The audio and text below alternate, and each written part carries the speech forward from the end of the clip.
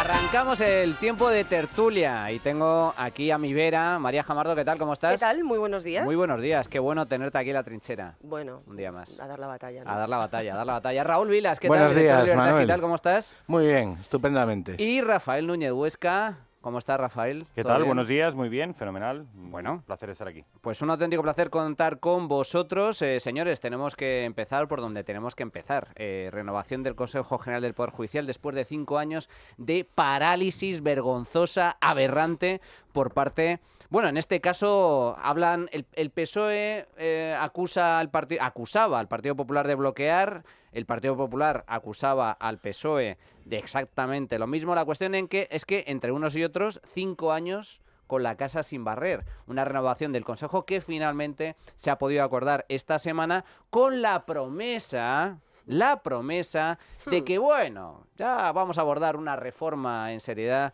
sobre el sistema de elección de los vocales. Señores, abran fuego. María. Bueno, era un mandato constitucional que incumplían el Congreso y el Senado, y eso hay que decirlo muy grande y muy alto, porque los que presumen de democracia y los que se autotildan como muy democráticos frente a otros o como bandera para diferenciarse de otros, a los que los consideran menos, estaban incumpliendo. El Congreso y el Senado, las Cortes Generales, tienen la obligación de iniciar, o tenían la obligación de iniciar durante todos estos años, el procedimiento para la renovación del órgano de gobierno de los jueces.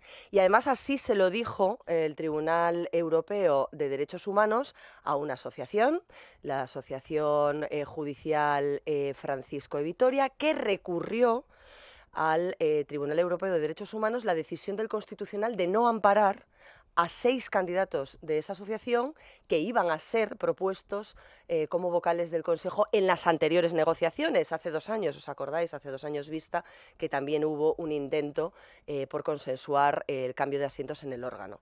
Entonces, yo quiero recordarlo esto alto y claro, porque efectivamente está sirviendo como una herramienta de acicate electoral y sobre todo de... fuego cruzado, ¿no?, para verter acusaciones mutuas.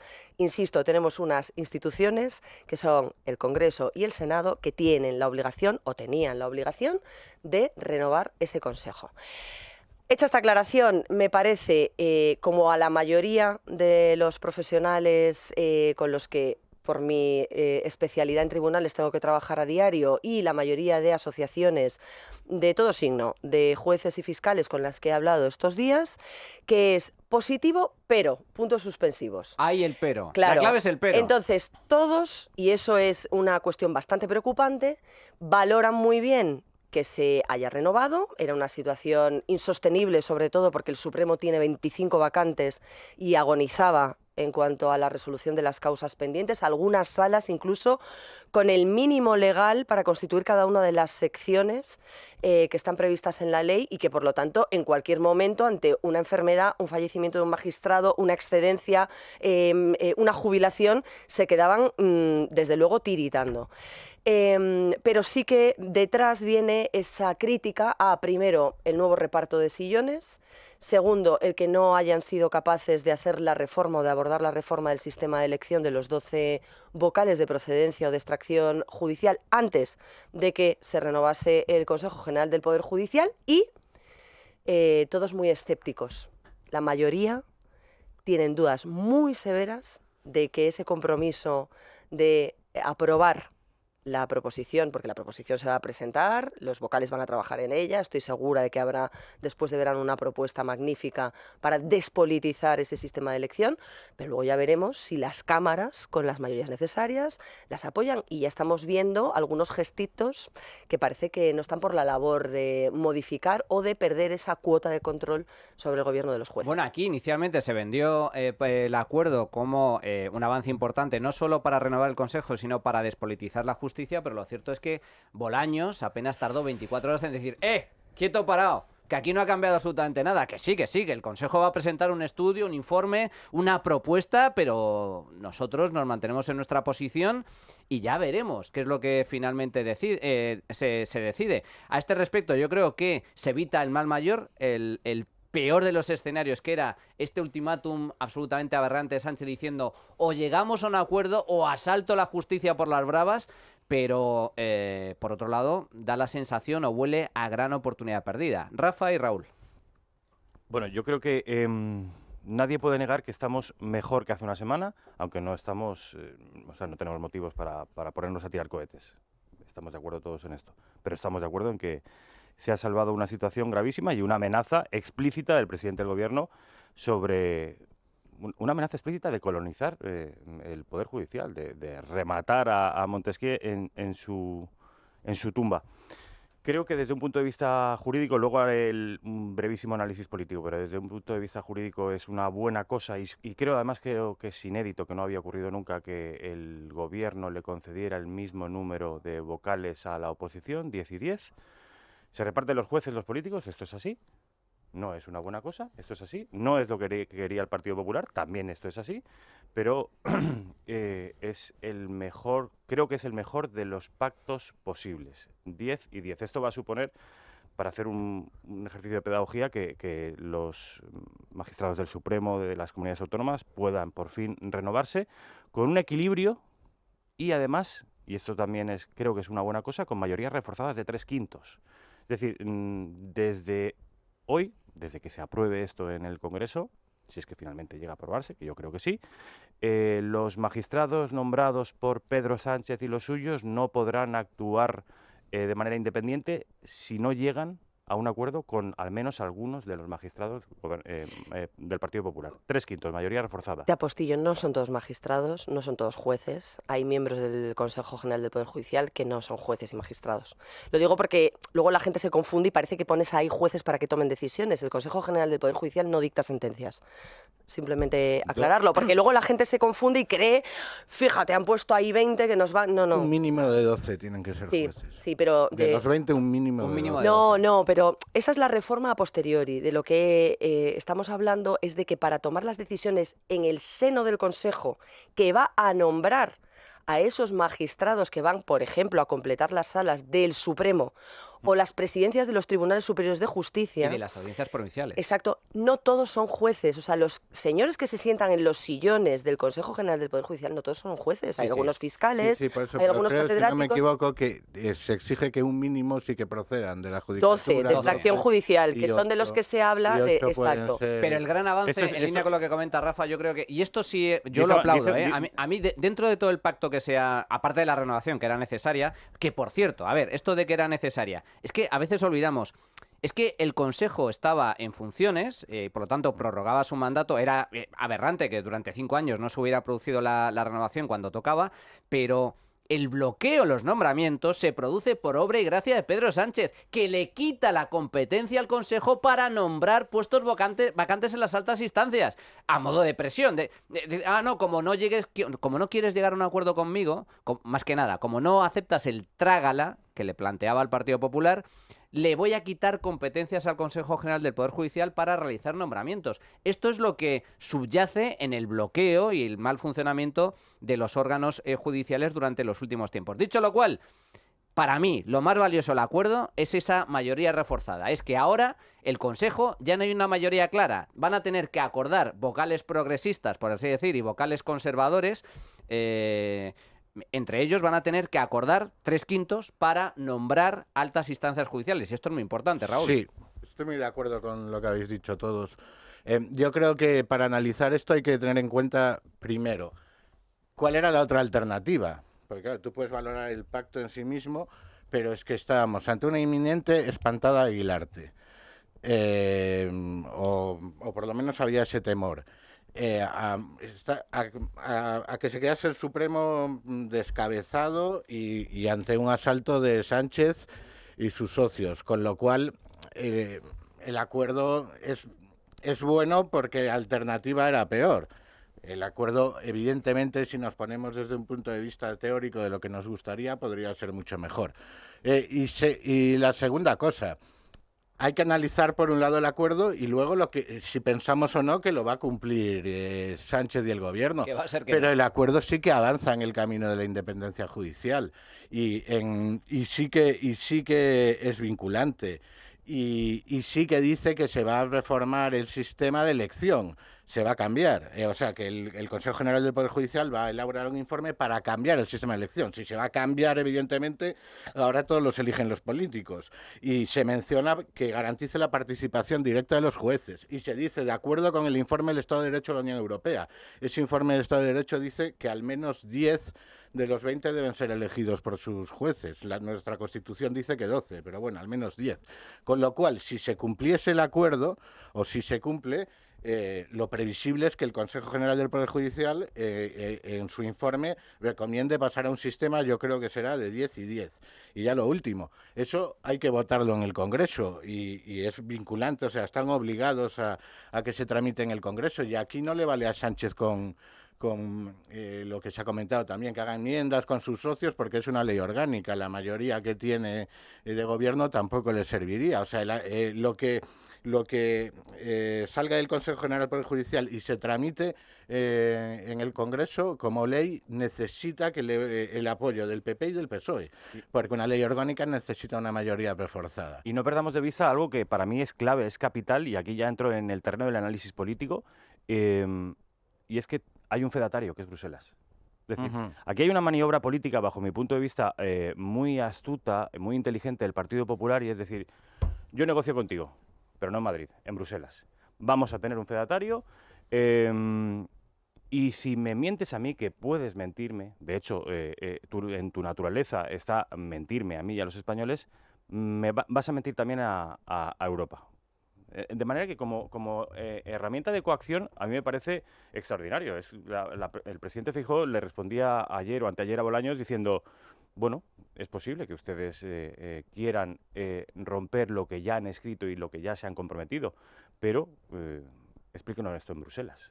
De todas formas, en línea con lo que tú estás comentando, es cierto que el acuerdo se ha firmado en Bruselas. De hecho, esa imagen pasará un poco a la historia. Es decir, esto Rafa, a mí me da pena. O sea, es penoso que un país como España, una de las grandes potencias de la Unión Europea, un país que en teoría debería ser un país serio, un país responsable, tenga que estar supervisado por la Comisión Europea firmando el pacto, que además esa imagen es terrible.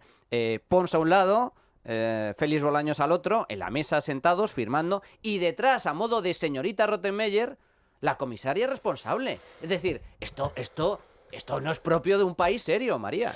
Hombre, a mí me parece que no poder llegar a acuerdos internos sobre cuestiones tan mollares o tan propias del Estado de Derecho, no del gobierno de turno y de la oposición de turno, del Estado de Derecho, es un retroceso en la calidad de ese Estado democrático del que tantos presumen, ¿no?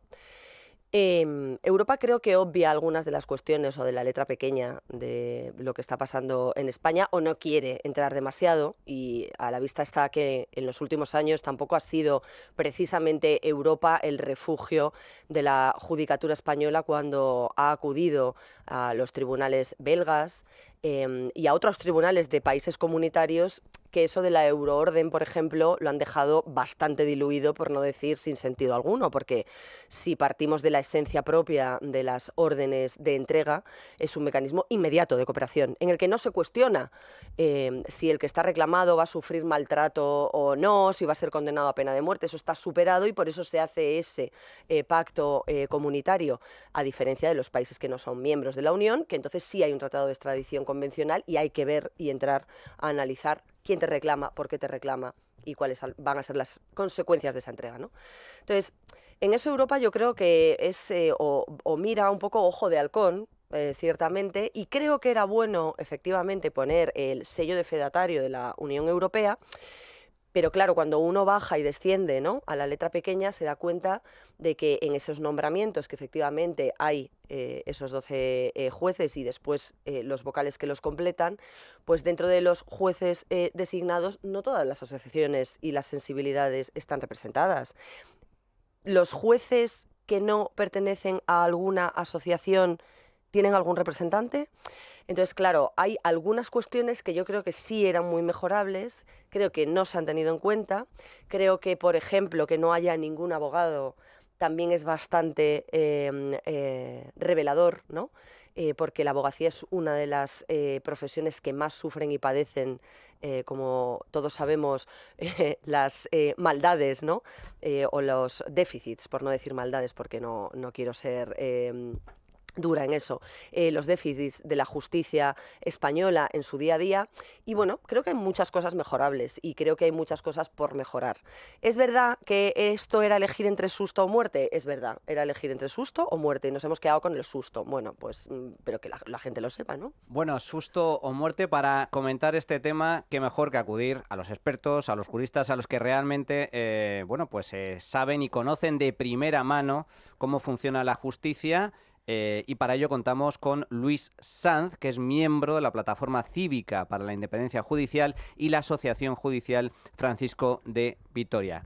Muy buenos días, Luis, ¿cómo estás? Hola, buenos días, Manuel. Bueno, primera valoración sobre este acuerdo. La renovación del Consejo finalmente se ha producido. ¿Cómo valoráis esta renovación y, sobre todo, ese pacto para abordar la reforma del sistema de elección de los jueces? Bien, el acuerdo cierra indudablemente una anomalía constitucional, la renovación del Consejo, pero desde mi punto de vista lo cierra para abrir otra anomalía aún peor, porque perpetúa el modelo de Consejo que está vigente desde 1985, que es un modelo de distribución por cuotas entre los dos partidos que viola la Constitución, porque aunque es verdad que ese sistema fue bendecido por el Tribunal Constitucional en el 86, el Tribunal Constitucional, en una sentencia interpretativa, dijo que lo bueno o lo deseable es que no fuera como, y él indicó una serie de circunstancias que desde luego se han cumplido con creces desde el 85. Es, por tanto, un modelo que no se ajusta ni a las recomendaciones del Consejo de Europa ni de la Unión Europea y, desde luego, no a los estándares de los países europeos, porque solo Polonia utiliza en la Unión Europea el sistema de elección nuestro. Es un reparto por cuotas partidarias que además influirá en la designación de los nombramientos discrecionales magistrados del Tribunal Supremo, que no olvidemos, y de los tribunales del presidente del Tribunal Superior de Justicia, que no olvidemos, es el corazón del problema, porque esto es lo que interesa a los partidos con la renovación del Consejo. A pesar de lo que dice la ley, el acuerdo se ha tomado fuera del Parlamento, que solo ratificará la previa designación de los partidos. Ya conocemos los nombres de los vocales. Supuestamente van a comparecer a una comisión para que el Parlamento decida. No, la decisión está tomada fuera. Está tomada por los dos partidos políticos y está tomada por una intervención que yo calificaría de exótica, con todos los respetos, de la Unión del escenario de la Unión Europea, porque este pacto se podría haber alcanzado en España perfectamente. Es un acuerdo también que deja fuera a gran parte de la carrera judicial. No olvidemos que deja fuera a la Asociación Judicial Francisco de Vitoria, que tiene casi 1.000 asociados, al Foro Judicial Independiente, que tiene casi 400, y lo que es más importante, a la mitad de la carrera que no está asociada. Solo hay miembros de las dos asociaciones que siempre los partidos políticos han considerado más cercanas. El presidente, se dice ahora, será elegido por los vocales. Bueno, siempre el presidente, en teoría y en la forma, debía ser elegido por los vocales. Pero nunca ha ocurrido así y ya les adelanto que aquí tampoco va a ocurrir. De hecho, ya hay filtración de datos. El presidente que vote en los vocales será aquel que haya acordado los dos partidos. Por tanto, esto no es renovar para reformar. Esto es renovar para que todo siga igual. Es verdad que en el acuerdo se establece, en una disposición, la posibilidad de que se reforme el sistema posteriormente y se vaya a un sistema distinto. Pero si uno desciende a la letra pequeña, se dará cuenta de que esa disposición está regulada de forma muy ambigua, muy amplia, y eso favorece interpretaciones como la que, antes de que se pusiera el sol del mismo día en que se comunicó el acuerdo, ya expuso el señor Patxi López, el representante del Grupo Parlamentario Socialista, y un día después el ministro de Justicia, que ellos no se van a ver vinculados por ese acuerdo. Si quiere, le explico un poco por qué creo que ese acuerdo, esa disposición transitoria, es papel mojado. Si quiere, entro en el detalle, porque no lo tengo muy claro. ¿Por qué cree? Porque aquí es cierto que el pacto como tal establece pues la presentación de esta reforma por parte del Consejo General del Poder Judicial ya renovado, un estudio, una propuesta que además tiene que ser aprobada por 3/5 partes del Consejo y que se presentará tanto al Gobierno como al Congreso como al Senado. ¿Por qué considera que esto, que ha sido vendido como bueno, pues una mejora, dado que en algún momento se va a tener que presentar y discutir en el Parlamento, ¿por qué cree que es papel mojado? Bueno, para empezar, esta eventual futura reforma se va a producir dentro de bastantes meses y la norma se va a aprobar en estos días. Perdón, y quiero decir también que los vocales del Consejo van a tomar posesión de sus cargos en los próximos días. Es decir, vamos a tener un Consejo renovado con el sistema de siempre y una especie de futura promesa de que las cosas van a cambiar. Pero si uno desciende a la norma, primero le otorga 6 meses al Consejo para que elabore un informe con objeto de examinar los sistemas europeos. Los términos, si se da cuenta, son bastante ambiguos. Sistemas europeos de elección de los consejos análogos al español, y que se haga una propuesta de reforma por 3/5 del sistema de elección de los vocales judiciales que garantice su independencia y con participación directa de los jueces. Pues esto es mucho más sencillo. Que los jueces elijan a los vocales judiciales, como ocurre en todos los países de Europa, excepto Polonia. Para empezar, 3 problemas que veo. Esto tiene que acordarse por 3/5 de los vocales del Consejo. Vamos, no desvelo nada si digo que una parte de esos vocales, los que pertenecen a la asociación jueces y juezas para la democracia, se han mostrado en contra del sistema de elección de los jueces por los jueces de los vocales judiciales. Luego, ya veremos si se obtienen los 3/5. Pero si se obtienen, después se pasa al Parlamento, al Gobierno, al Congreso y al Senado, y estos dicen que sí, que tienen que evaluar positivamente esta materia, que tiene que coincidir con los estándares o con el informe del Estado de Derecho, pero lo cierto es que al final la decisión va a ser de los partidos. Y le vuelvo a decir lo mismo.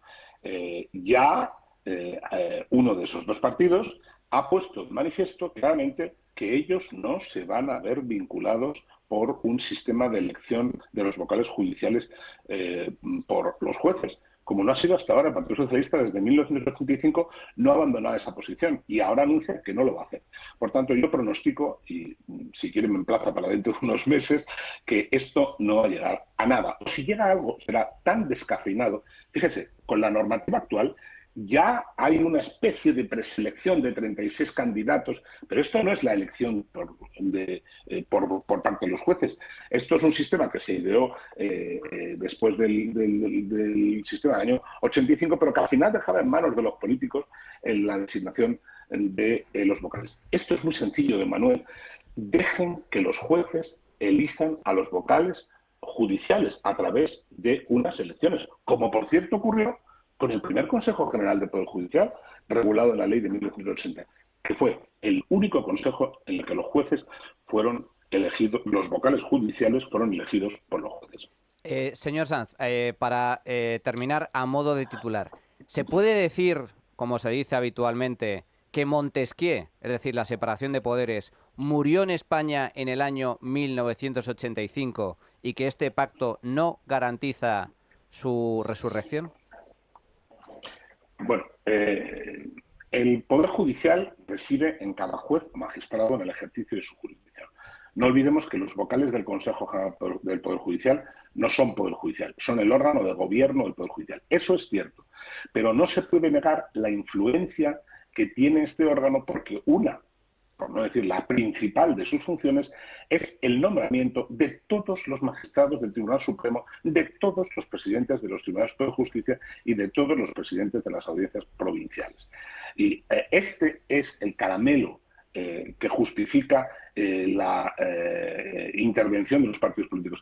Las demás competencias del Consejo, los permisos, las solicitudes, las excedencias, a los partidos políticos no les interesa nada. Esto es lo que les interesa. ¿Eso significa que todos los magistrados del Tribunal Supremo elegidos por el Consejo respondan miméticamente a las consignas del partido? No, porque afortunadamente los magistrados del Tribunal Supremo, es cierto que son un cargo vitalicio, muchos no tienen más carrera profesional que esa, y desde luego, bueno, pues ejercen su jurisdicción de una manera profesional. Pero esto es un tema, don Manuel, de apariencias. No se trata solo de ser imparcial o independiente, se trata también de parecer que lo sea. Y, siguiendo lo que dijo el ministro Gallardón en el Congreso de los Diputados, duró unos 5 minutos, porque luego hay que reconocer que el gobierno de Rajoy mantuvo el sistema actual.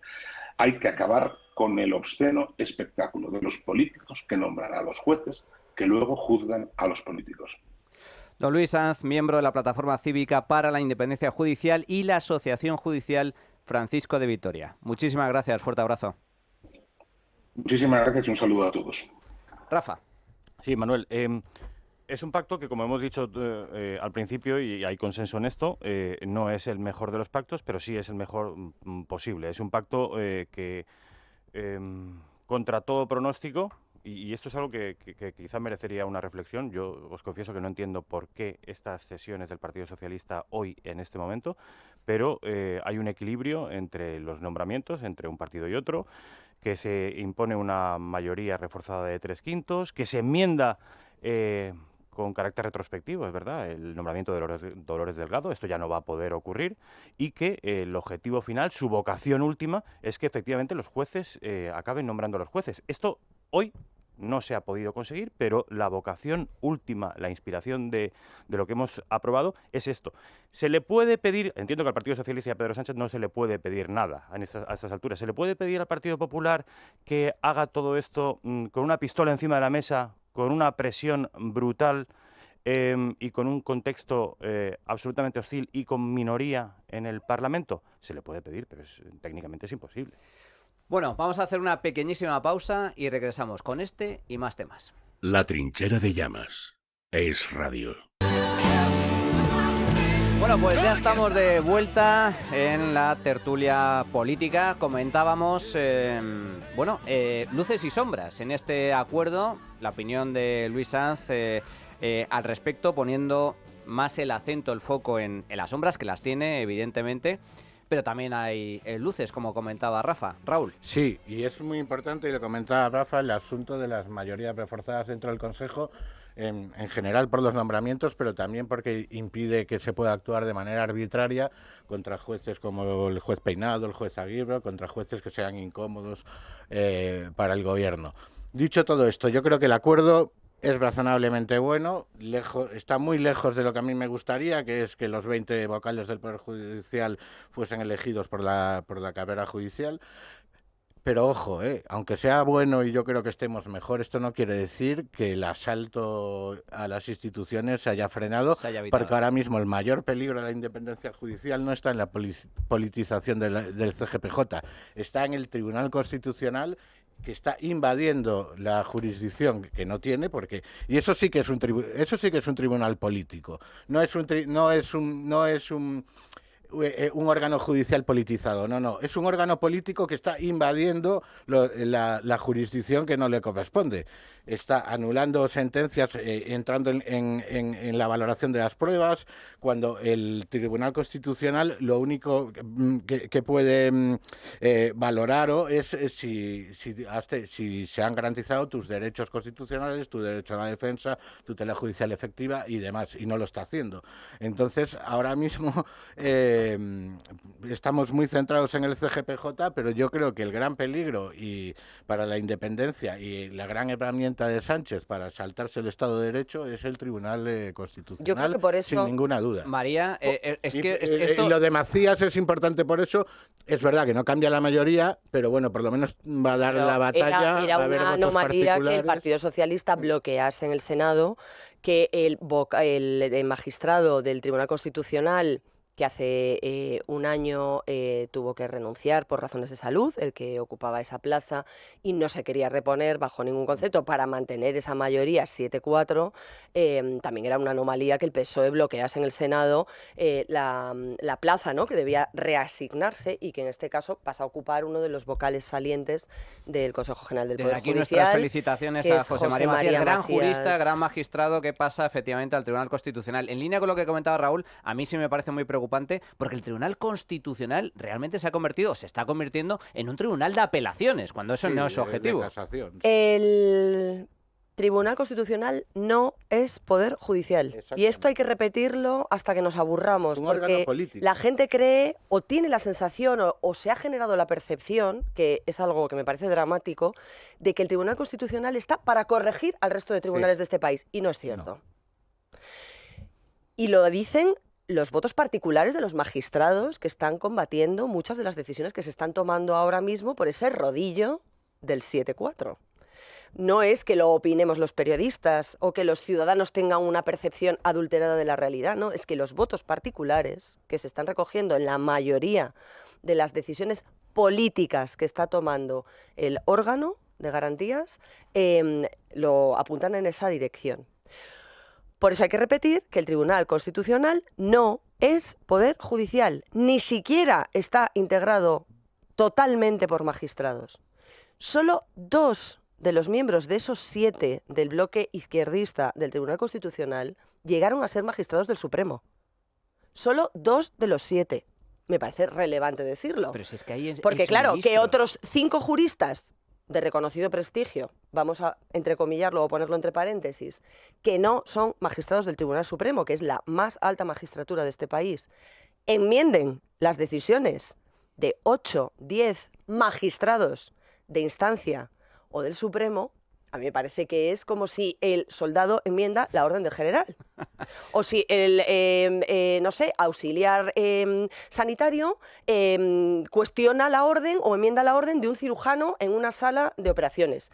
Para que la gente entienda a qué nos estamos refiriendo con esto, porque parece como que porque son magistrados del Tribunal Constitucional están rodeados por un halo de santidad. No, señor. Y además, en el caso del Tribunal Constitucional se ha cometido una perversión aún mayor, porque, bueno, a ver, el sectarismo de Conde Pumpido, el otro día tuve oportunidad de bueno, pues en una reunión privada, alguien que conocía de primera mano a Conde Pumpido y me decía literalmente, Conde Pumpido es un gran jurista, pero es un grandísimo amoral. Es decir, no tiene ningún tipo de principios, no tiene ningún tipo de límites, por cierto. Muy en línea con su señor y amo, el presidente del gobierno, Pedro Sánchez. Claro, es que el Tribunal Constitucional, para empezar, han entrado exministros, con lo cual ya es una anomalía absoluta. Lo que está ocurriendo con Rafa. el Tribunal Constitucional es una anomalía, lo que está ocurriendo con la Fiscalía es una absoluta anomalía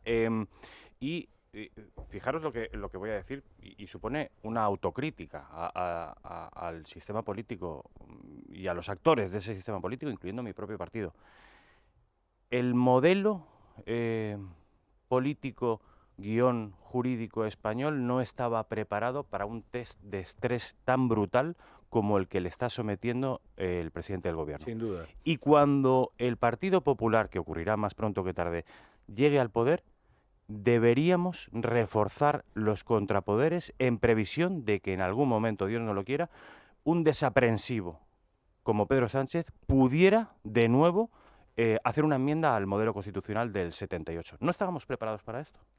Y aquí todos tenemos parte de culpa. Cuando digo todos, me refiero al sistema político en su conjunto, algunos más culpa que otros, pero también a la sociedad, a los medios de comunicación. No estamos preparados para esto y habrá que reforzar los contrapoderes y los modelos de resistencia democrática. Estoy totalmente de acuerdo y además yo creo que eso parte de que el sistema se ha diseñado basándose en la presunción de que los gobiernos... De que todos somos más o menos responsables. De buena fe. Que desde las instituciones no se va precisamente a buscar acabar a dinamitar con el las sistema, instituciones. Claro. Entonces, pues por eso, el tema del Tribunal Constitucional yo creo que habría que reformarlo urgentemente. Se copió el modelo alemán Sí. y no está funcionando. El tribunal debería haber una sala dentro del Supremo de garantías constitucionales o como se le quiera llamar, pero no puede ser, como decía María, que haya unos políticos que estén por encima de los órganos jurisdiccionales corrigiendo las sentencias en función de la conveniencia política. Es que eso no puede ser, no puede ser. Fijaos, estoy totalmente de acuerdo con lo que estáis comentando. El sistema español ha demostrado una gran fortaleza y solidez frente a los intentos de golpe de Estado que vienen desde fuera del sistema.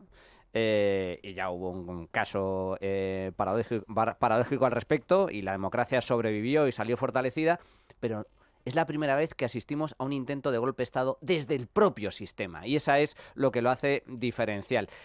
Una nueva muestra de esta perversión que estamos viviendo a nivel jurídico-judicial es la figura abyecta del fiscal general del Estado, Álvaro García Ortiz. Esta misma semana la jefa de la Fiscalía de Madrid, Pilar Rodríguez, y el fiscal Julián Salto han declarado como investigados por esa presunta revelación de secretos en la cual, algo de forma absolutamente inédita, la Fiscalía revelaba conversaciones privadas de un particular.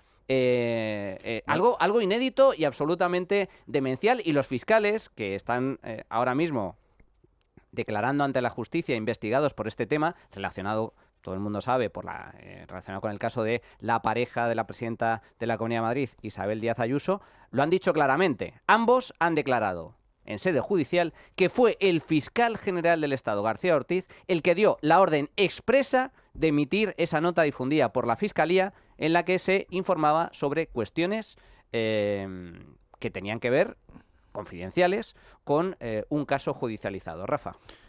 No solo asume esa nota de prensa, yo diría que incluso que la reivindica, que es algo aún más sangrante. Este tipo, y me refiero a él como tipo, está apercibido por el Tribunal Supremo y además hizo una maniobra, bajo mi punto de vista, absolutamente abominable, que es, una vez que Dolores Delgado, el Supremo ya había advertido que esa designación no era válida, utiliza el voto de Dolores Delgado dentro de la Fiscalía para ganar una votación porque aún no se había, el apercibimiento del Supremo aún no se había consumado. Es decir, ¿cabe mayor perversión jurídica que esta en la Fiscalía General del Estado? Es decir, perdóname la expresión, ¿qué cojones hace este tipo ahí aún? Ahí sigue y me da la sensación de que ahí seguirá. Todo apunta a que va a ser imputado, al ser fiscal general del Estado, hay que elevarlo al Tribunal Supremo, que es el competente en este caso, pero en el momento en el que sea investigado, en el momento en el que se le abra investigación formal, precisamente por este presunto delito de revelación de secretos, estamos hablando de algo muy, pero muy grave, que el fiscal general del Estado vaya a ser investigado por revelación de secretos, de un delito contemplado en el Código Penal. Venezuela. Pero la cuestión es, ¿qué va a pasar? Yo creo que el gobierno, tanto el gobierno como el propio fiscal, en ningún caso plantean su dimisión. María. Bueno, él lo dijo, ¿no? Que él va a seguir. Él mismo dijo que iba a continuar. Lo que no sé es si el coste de oportunidad en un momento determinado... Y como sé que luego vamos a hablar, no quiero anticiparme, porque yo tengo una teoría de lo que puede pasar en los próximos meses y por lo tanto creo que en función de lo que venga en los próximos meses, y hablo en el plano político, con relación a las elecciones catalanas, por eso no quiero entrar ahí, y el posible adelanto electoral de generales, simultáneamente con las catalanas, a lo mejor sí define que el gobierno tome una decisión con respecto al fiscal general ya imputado, si ello supone decir nosotros somos los adalides de la transparencia, un fiscal no puede estar imputado, nosotros... Me refiero al estilo Ábalos, que sin estar imputado, pues fue apartado del Grupo Socialista, fue apartado del Partido Socialista y expulsado. Es decir, todo depende, insisto, del coste de oportunidad y del momento concreto. Hoy por hoy, el fiscal general del Estado ha dicho que él no piensa dimitir y que a ver quién es el guapo de cesarle, porque realmente, tal y como está confeccionado el sistema, no se le puede dimitir, entre comillas, o no se le puede cesar estrictamente, ¿no? Pero a mí sí me parece un escándalo lo que ha pasado con la Fiscalía General del Estado. Hombre. Y me parece un escándalo por varias razones. La primera, en la frente, por el nombramiento sin solución de continuidad de una ministra de Justicia que pasa del Ejecutivo al Poder Judicial, porque la Fiscalía sí es Poder Judicial, para ejercer la defensa de la legalidad. ¿La defensa de la legalidad de quién? Esa es la pregunta, como periodista. Y la autorrespuesta que ha venido después es ¿de quién depende la Fiscalía? Pues eso, como decía Pedro Sánchez. Segundo, una vez ella dimite del cargo, porque ahí sí dimite Dolores Delgado por razones de salud, se incorpora a su número 2, a Álvaro García Ortiz, que ya venía muy cuestionado en el seno de la Fiscalía por un expediente interno que abrió y que todavía está pendiente de dilucidarse judicialmente qué pasó ahí, que podría haber consecuencias, contra un fiscal de la Audiencia Nacional que era el señor Ignacio Estampa. que, como luego conocimos, hubo todo tipo de maniobras para alargar ese expediente y perjudicarle a él en la posible asignación de una plaza que solicitaba para continuar adscrito a esa Fiscalía Anticorrupción de la Audiencia Nacional. Y nada más llegar al puesto, Álvaro García Ortiz, yo publicaba en el debate que obligó a cambiar, y era la primera vez que lo hacía, el sentido del informe de un fiscal de la Audiencia Nacional, Vicente González Mota, y lo quiero decir no por señalar al fiscal, sino porque ha sufrido la segunda hace unos días con el tema de la amnistía, por oponerse a archivar las investigaciones abiertas, la causa abierta contra los cerebros de ETA, los autores intelectuales, los presuntos ideólogos del secuestro y el asesinato de Miguel Ángel Blanco. El fiscal Vicente González Mota creía que había que seguir instruyendo y ya veríamos si después había causa para que el instructor abriese juicio contra ellos y los sentase en el banquillo por esta cuestión, pero se le obligó a decir que había prescrito y se negó y fue apartado. Y en su lugar fue colocado otro fiscal que sí estuvo dispuesto a hacer o a prestar ese servicio. Y luego ya lo hemos conocido todos, o sea, es que el fiscal general del Estado tiene 2 nombramientos anulados por el Tribunal Supremo, uno de ellos en desviación de poder, que si bien no llega a ser prevaricación penal, desde luego es, no sé, que a ti te digan que tú actúas con desviación de poder en tu puesto de trabajo, debería ser cuando menos, no sé si para meter la cabeza como un avestruz debajo de la tierra y no querer sacarla, pero sí para plantearte si lo que estás haciendo realmente es defender la legalidad o no. Y solo una apostilla por el tema de la filtración de los datos de un particular, que ahora es el novio de Díaz Ayuso. Pero que puede ser cualquiera. Pero que puede ser Manuel Llamas, puede ser María Jamardo, porque claro, si no hay límites en la Fiscalía para alguien que se ha dado cuenta, que ha tenido los medios para denunciarlo, que además es evidente que responde a una serie de razonamientos de combatir a un adversario político utilizando métodos más que cuestionables y para ello a una institución del Estado como la Fiscalía, que a mí me diga alguno de todos esos que han defendido que la Fiscalía saliese a desmentir un bulo, ¿dónde está en el Estatuto Orgánico del Ministerio Fiscal que una de las competencias o funciones para las que se elige al Fiscal General del Estado o para las que se concibe la Fiscalía en nuestro país es desmentir bulos? Por cierto, si esa nota hubiese dicho lo publicado no corresponde a la realidad, dado que es una cuestión sujeta a la confidencialidad de un pacto de conformidad, no podemos pronunciarnos, pero nos desmarcamos de las afirmaciones vertidas en medios de comunicación, hasta ahí podría haber estado correcto. Perfecto. Hubiera sido inédito porque la Fiscalía no tiene que entrar en ese tipo de cuestiones políticas o de fangos políticos o de enfrentamientos políticos. Pero podría haber sido correcto. Lo que no puede hacer la Fiscalía es de repente poner entrecomillados de conversaciones que están protegidas por el deber de confidencialidad. Es una vulneración de derechos fundamentales y todo ello con una excusa que se vio en las conversaciones publicadas esta semana por la prensa. Es que hay que desmentir, es que están ganando el relato, ¡el relato! Raúl. A ver, un fiscal general del Estado imputado. Yo creo que ya podemos... ese es el titular. Esa está un pareado, ¿eh? Poco más se puede decir. Por una breve. Comentaba el entrevistado, perdona que se me ha ido el nombre, Luis Sanz, la importancia de la independencia y de la apariencia de independencia. En un cargo como el fiscal general del Estado es especialmente importante porque la Constitución dice que debe ser nombrado por el gobierno. Eso no se puede cuestionar.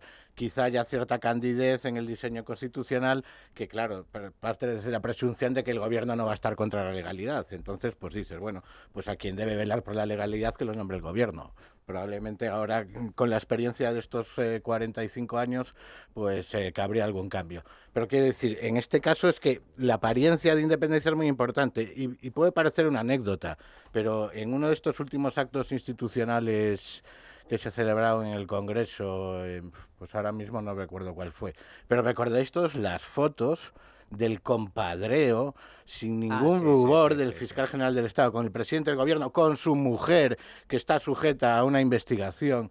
Entonces, ¿qué puedes esperar de esta gente? No, era el 10º aniversario de la corona. Anécdota, pero también revela la concepción que tienen ellos del poder absolutamente despótica que ni siquiera tienen que disimular. Y esto es muy grave. Aniversario del reinado de Felipe II. Entre amigos, y por cierto, en línea que con tu magnífica exposición, María, señalando las irregularidades... Bueno, podría estar aquí media mañana contándolas. Las irregularidades del fiscal general, en esa desviación de poder, hay que recordarlo, esa desviación de poder responde a un intento por parte del fiscal general del Estado para colocar a su ex jefa, a Dolores Delgado, la exministra. Bueno, o sea, es todo absolutamente aberrante.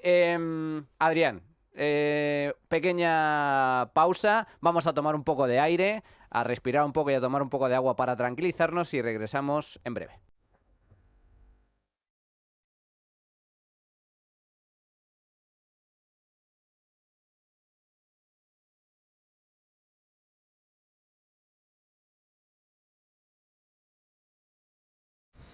Cuando no suben los combustibles es la electricidad o el agua, pero afortunadamente hay artículos como Masical con los que ahorramos. Antonio Ruiz, ¿cómo es esto posible? Muy buenos días. Hola Adrián, muy buenos días. Esto es posible colocando este pequeño dispositivo antical en la tubería principal de casa para impedir que la cal se vaya pegando en tuberías, en grifos, en duchas, para evitar que ocasione averías provocadas por la cal y conseguir que funcionen mucho mejor ahora los electrodomésticos de casa como lavadoras, lavavajillas, calentadores y calderas de agua.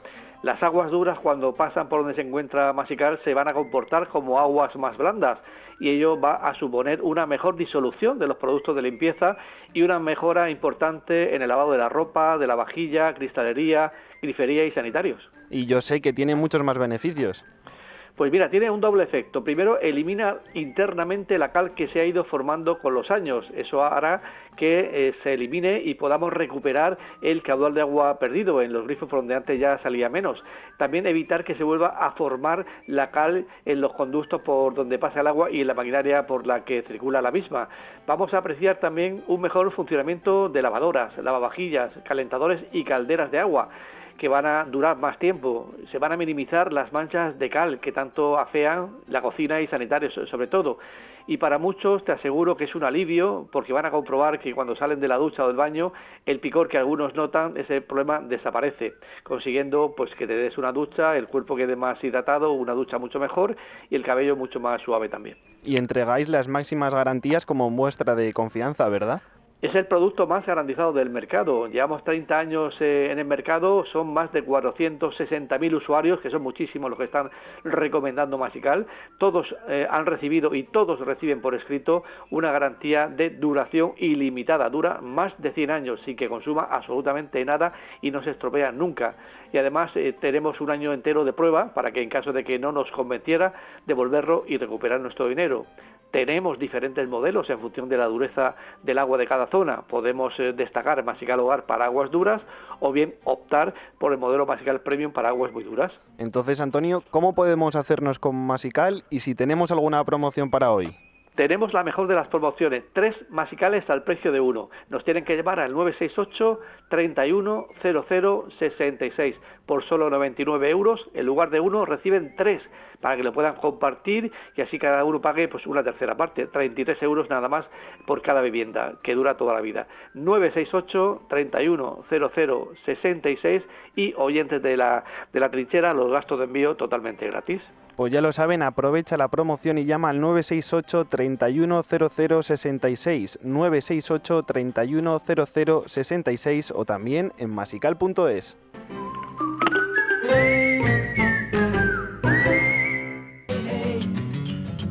Bueno, señores, ya estamos de vuelta y hay un run run, hay un cuece, hay rumores cada vez más amplios y cada vez más altos sobre el posible adelanto electoral por parte de Pedro Sánchez, que intentaría que coincidiera con las elecciones en Cataluña. Hay que recordar, ya esta semana se ha activado la cuenta atrás para que finalmente se escoja por parte del Parlamento catalán un presidente al frente de la Generalidad. Y no está nada claro, porque ella no cuenta a priori ni con el apoyo, sí con el de los comunes, pero desde luego no con el apoyo de RC, mientras que RC, bueno, pues está ahí, dice que sí, que no, todo está por ver, pero hoy por hoy es mucho más probable que haya repetición electoral en Cataluña, que sería, en caso de que se agoten los plazos, el próximo mes de octubre. Y esto, pues, ahora la rumorología es que Pedro Sánchez podría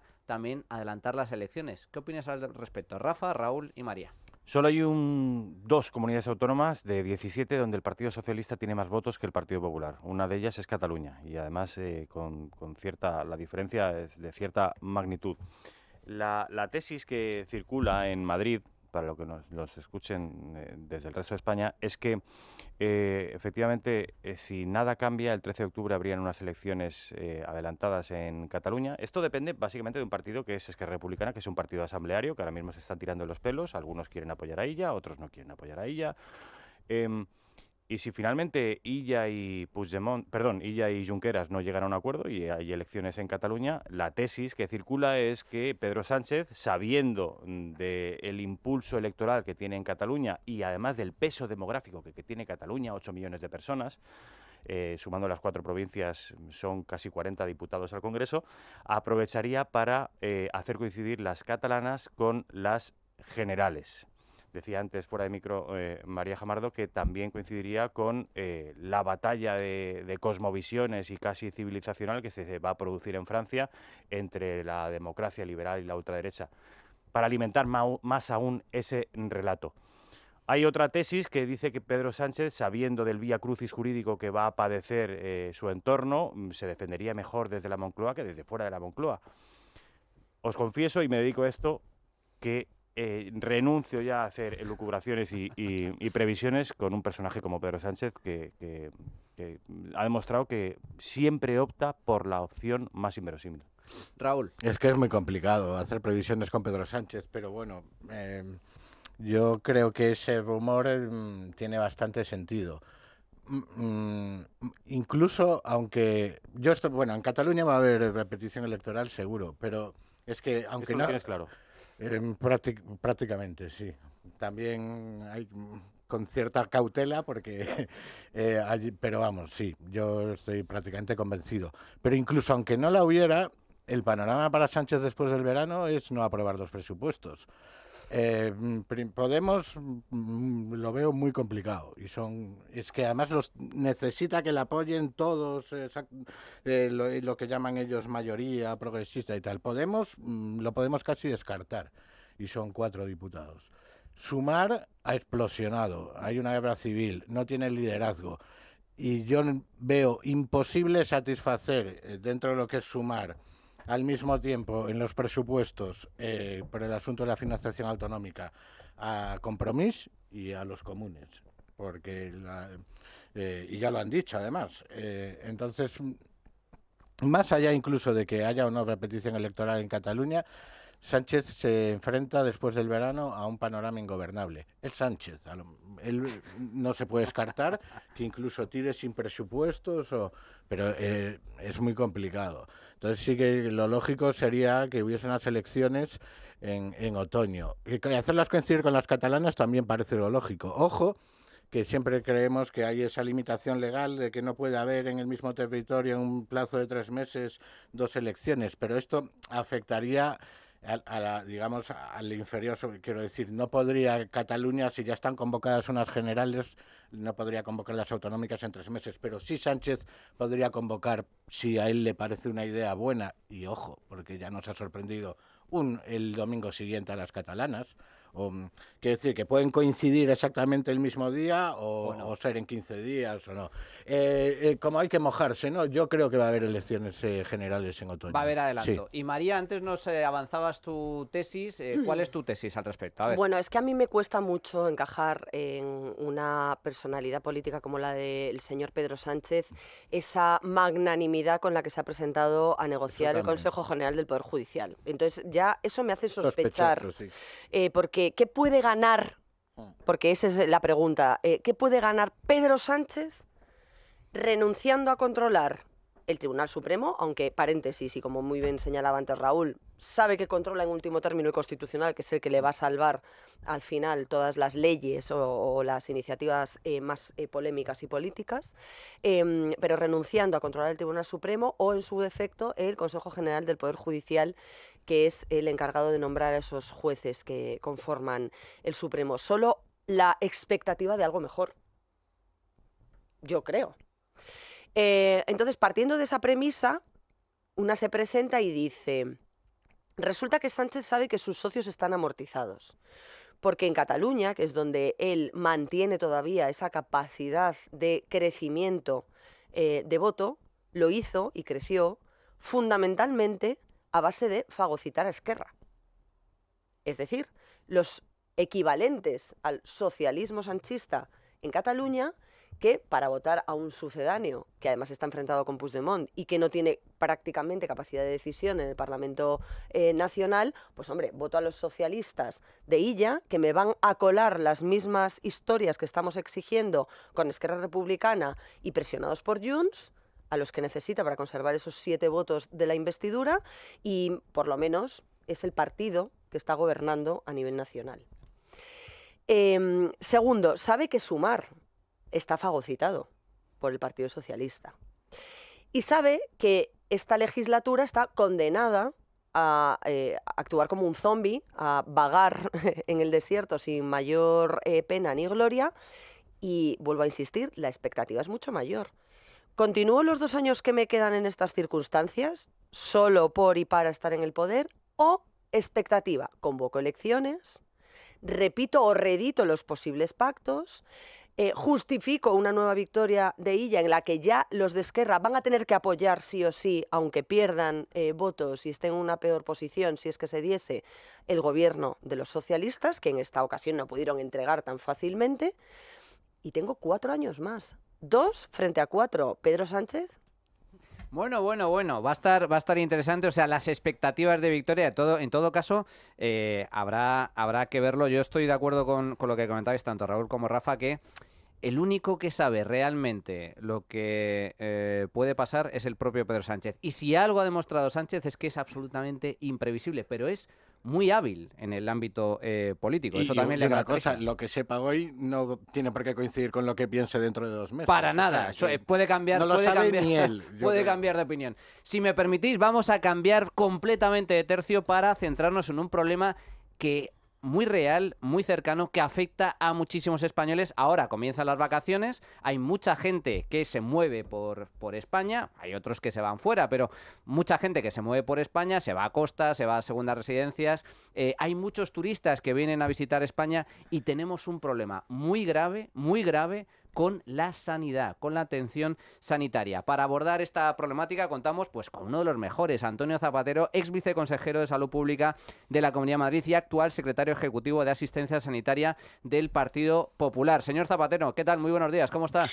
Buenos días, muy bien, encantado de estar con vosotros. Bueno, ¿cuál es el problema? ¿Qué es lo que pasa en la atención primaria? Que hay un 20% de profesionales que durante los meses de verano pues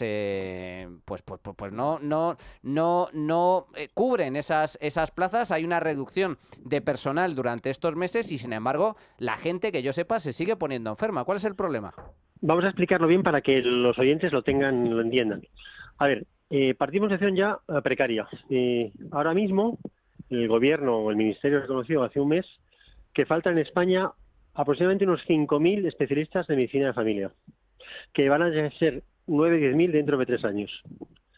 Las comunidades del Partido Popular llevan ya 6 años diciendo al Ministerio de Sanidad que había que tomar alguna medida para intentar paliar esta situación que está planteándose, ¿vale?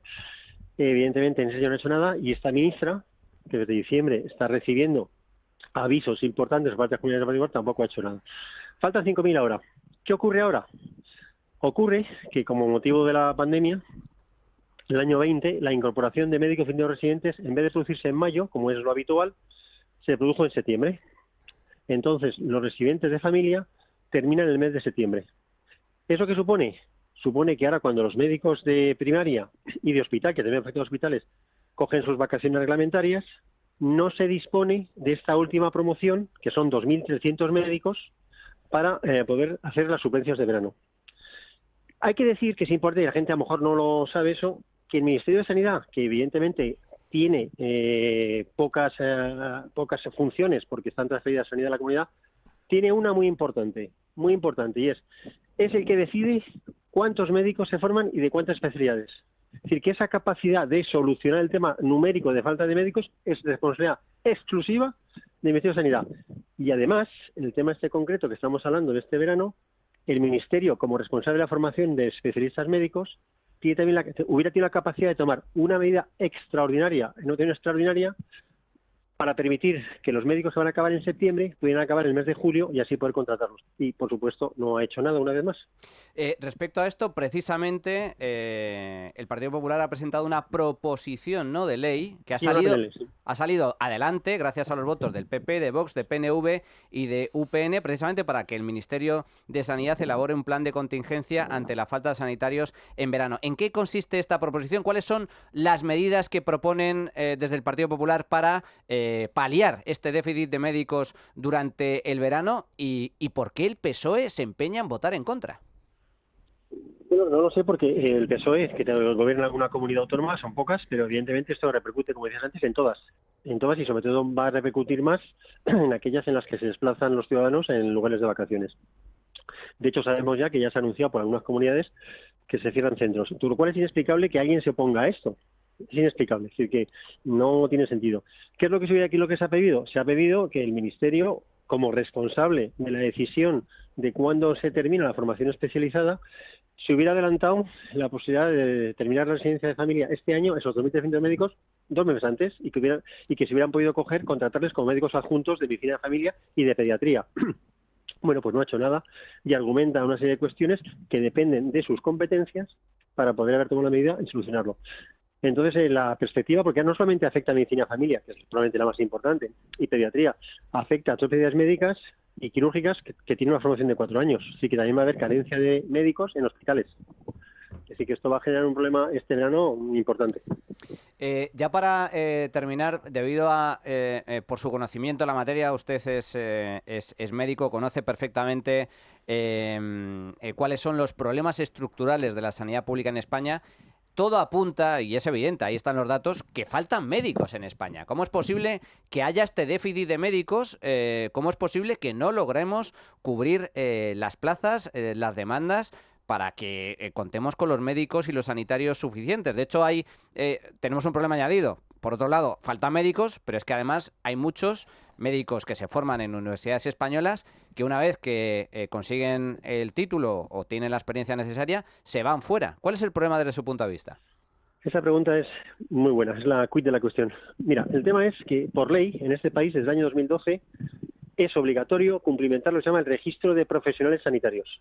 Eso quiere decir que la comunidad debía hacer un registro de cuántas especialidades tiene de neumología, de cardiología, de medicina interna, de familia, ver qué edad tienen y cuándo se van a jubilar. Y eso te permitiría hacer una planificación de cuántas especialidades te van a hacer falta de cada especialidad y en cada comunidad. ¿Qué ocurre? Que desde el año 2012, y especialmente estos últimos años, como hay comunidades, fundamentalmente de Cataluña, País Vasco, que no dan esos datos y el gobierno no hace nada, no se cumplimenta ese registro de profesiones sanitarias y si no se cumplimenta no se puede hacer una planificación de qué es lo que hace falta. Por tanto, primero, desidia y abandono de la competencia que tiene el Ministerio, que es cumplimentar ese registro y hacer una planificación adecuada de lo que hace falta. Y luego en primaria hay que trabajar, y primaria como elemento esencial del sistema, evidentemente hay que trabajar y está trabajando, en muchas comunidades, especialmente en el Partido Popular, están trabajando en mejorar la de trabajo, en poner en valor lo que hace el médico de familia, en mejorar atribuciones, en quitar labor burocrática, así que está haciendo, y eso hay que seguir insistiendo en ello, pero insisto, si no se planifica adecuadamente lo que hace falta, es imposible que tú dimensiones bien el número de médicos que te hacen falta. Antonio Zapatero, ex viceconsejero de Salud Pública de la Comunidad de Madrid y actual secretario ejecutivo de Asistencia Sanitaria del Partido Popular. Muchísimas gracias, fuerte abrazo. A vosotros, buen día. Adiós. Bueno, pues nos encontramos con un problema que, oye, que afecta a muchísima gente. Resulta que te vas al pueblo de vacaciones, te vas a la zona de costa, etcétera, te vas a tu centro de salud y resulta colas, problemas porque no hay asistencia, porque no hay especialistas, porque no hay médicos de familia. Y no hay refuerzos suficientes, Raúl y Rafa. Evidentemente aquí hay un problema estructural de fondo, que es esto último que estáis comentando, a mí me parece la clave, más allá de lo que sucede en el periodo vacacional, que es que en España faltan médicos, hay muchísimos médicos españoles que han emigrado y también hay muchas dificultades para traer médicos, especialmente de América Latina, que son unos profesionales excelentes.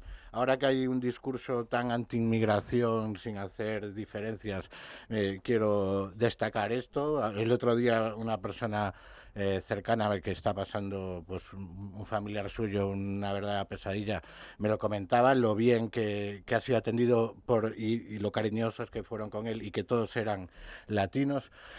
Quiero decir que aquí hay un problema de gestión del sistema muy grande, que el problema estructural de la falta de médicos, que se nota más ahora en verano, pero que trasciende a la cuestión del verano, que es responsabilidad de un ministerio que apenas tiene competencias y que las que tiene no las ejerce bien. ¿Por qué el PSOE vota en contra? Pues pensando mal. Porque como la gestión está transferida a las comunidades y la mayoría de las comunidades están en manos del PP, y se puede ver ya en los medios de izquierdas o en lo que dicen los propios políticos del PSOE, pues no, esto es un problema del PP que no sabe gestionar sus autonomías. No es verdad. Dicho todo esto, yo creo que también tendremos que plantearnos como sociedad ir más allá de los... Siempre nos ponemos en el sistema, pero nunca en los usuarios. Quiero decir que también el sistema depende de los usuarios. No podemos tener una sanidad tampoco de millonarios todos, porque no lo somos. Creo que hay un abuso del sistema que, como es gratis y que también habría... En teoría es gratis. Pero bueno, este es un debate más en profundidad. Ahora, en verano, si estamos ante ese problema, es esencialmente porque en verano es donde las costuras del problema estructural aparecen más, porque se van de vacaciones los médicos, claro. Rafa, tu opinión al respecto, tenemos un minuto, pero sobre todo, es que además tenemos una ministra que tú conoces bien, Mónica García, que que fue la lideresa de Más Madrid durante muchos años en Madrid. Es gran conocida por parte de la política madrileña. Hay un vídeo devastador de 30 segundos de Mónica García en el que dice, en la Asamblea de Madrid, le espeta a Ayuso, ¿cómo es posible que usted cierre camas durante los meses de julio y agosto? Y automáticamente los últimos 10 segundos del vídeo es la propia ministra justificando con entusiasmo que había que cerrar camas porque no había suficientes médicos.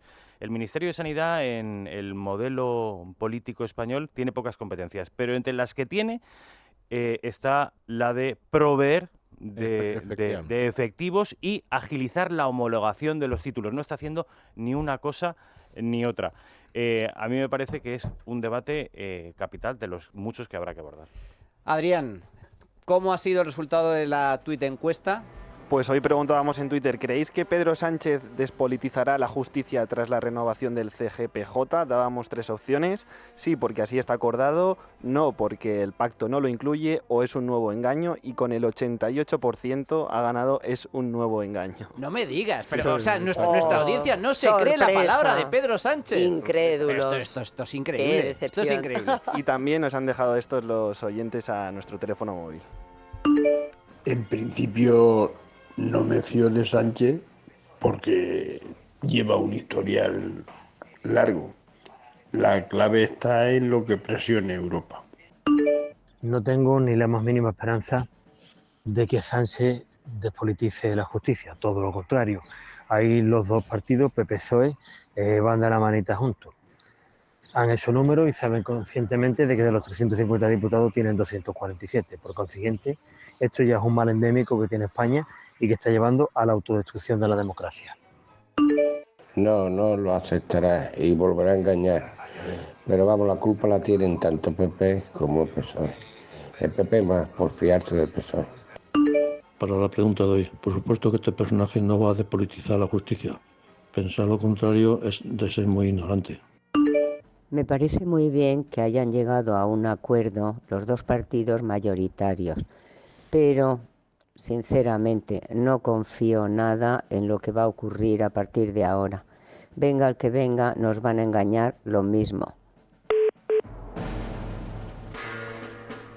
Bueno, Estábamos comentando aquí, fuera de micrófono, desde luego Mónica García es para es un peligro público. Es un peligro tener a esa público número uno, señora de siendo ministra de Sanidad. Nos comentaba Rafa, nada, 30 segundos, comenta un poco si quieres. Yo estoy observando, soy el portavoz del Partido Popular en la Comisión de Adicciones Digitales, en el público infanto-juvenil, y compruebo como la izquierda, y esto se ha visto también en el debate trans, está sumida en una deriva anticientífica, antimédica, que ha incluso acuñado algunos sintagmas como no quiero que me patologicen, no quiero medicalizar, está imputándole incluso a las presuntas desigualdades sociales la causa de muchas psicopatologías, está renunciando a la ciencia y a la medicina para buscar las razones de muchas cosas en el marxismo. De nuevo, volvemos a morir en lo mismo. Pues esta es la ministra de Sanidad. Desde luego un tema a abordar, que abordaremos seguro en este programa si hay ocasión. María Jamardo, un auténtico placer. Muchísimas gracias por estar con nosotros. Muchas gracias a vosotros. Raúl Vilas, muchas gracias. Gracias a ti. Y Rafael Núñez Huesca, un auténtico placer que estés con nosotros en La Trinchera. Señores, continuamos ahora economía y después entrevista en profundidad con Jesús Úbeda, Isabel San Sebastián. La Trinchera de Llamas, con Manuel Llamas.